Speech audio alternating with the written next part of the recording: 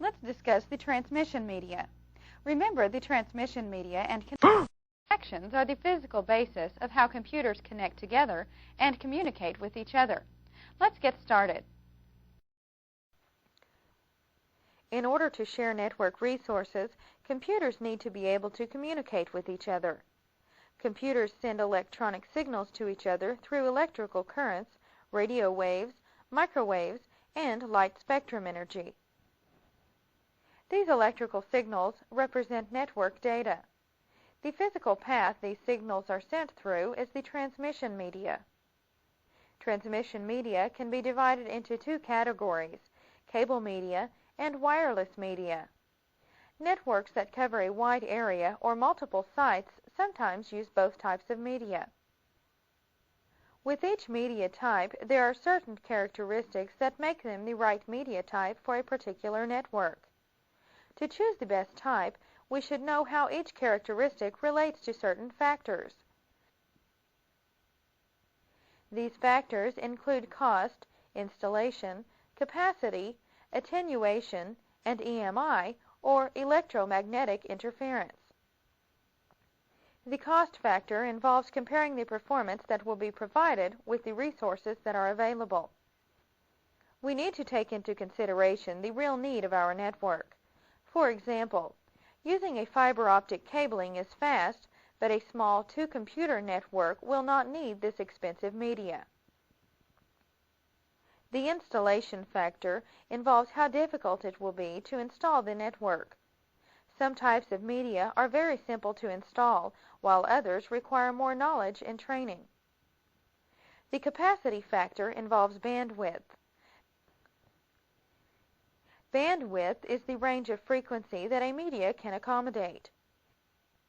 Bandwidth is measured in Mbps, or megabytes per second. This is the number of bits or data that can be transmitted across a given media. Media with a high bandwidth increases network throughput and performance.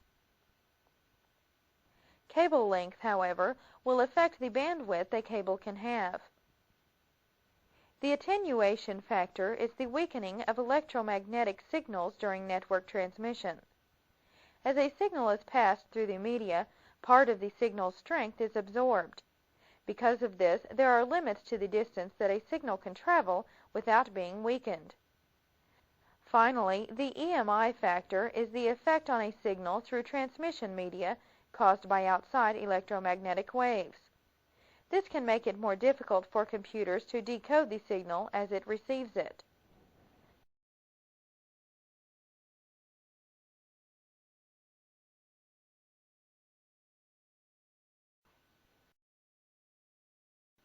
Cables or transmission media have a central conductor that is surrounded by a plastic jacket. Three types of cable are twisted pair, coaxial, and fiber optic.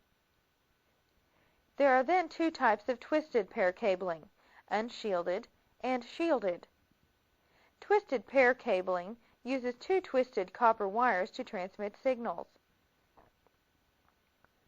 The reason for the wire to be twisted is to prevent crosstalk. Crosstalk occurs when the copper wires conduct electric signals. When one wire interferes with the other, this is when crosstalk takes place. Unshielded twisted pair cabling is a number of twisted pairs with only a simple plastic casing. UTP is found most common in telephone systems. Because of this, UTP cabling is similar to that of telephone cabling. UTP cabling uses RJ45 and RJ11 telephone connectors. One end of the cable is inserted into the network interface board of the computer, and the other is inserted into a wall jack. Shielded twisted pair is just like unshielded, except for the fact that STP cabling has a shield between the outer casing and the wires.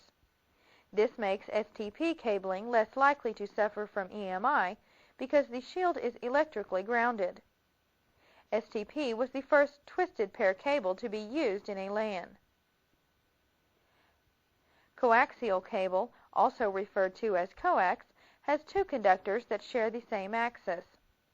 A solid wire, usually copper, runs down the center of the cable and is surrounded by plastic foam insulation. This insulation is then surrounded by a second conductor, usually a wire mesh tube or metallic foil. Sometimes both are used. The wire mesh protects the copper wire from EMI. The outer casing is made from hard plastic that provides protection and insulation. Finally, fiber optic cabling transmits light signals rather than electrical signals. Each fiber contains an inner core of glass that conducts light. This inner core is surrounded by a layer of glass called cladding. Cladding reflects light back into the core. Each fiber is then surrounded by a plastic casing that is either tight or loose. A tight casing will completely surround the fibers and sometimes includes wires that strengthen the cable. A loose casing will leave a space between the casing and the outer jacket and is filled with a gel or other material. This gel strengthens wires while the outer jacket provides extra protection. Optical fibers may also be multi-mode or single-mode. Multiple-mode fibers use multiple light paths that cause all parts of a signal to arrive at the same time. A single-mode fiber uses only a single light path. Some common types of fiber optic cabling are 8.3 micron core, 125 micron cladding, single-mode, and 62.5 micron core, 125 micron cladding, multi-mode.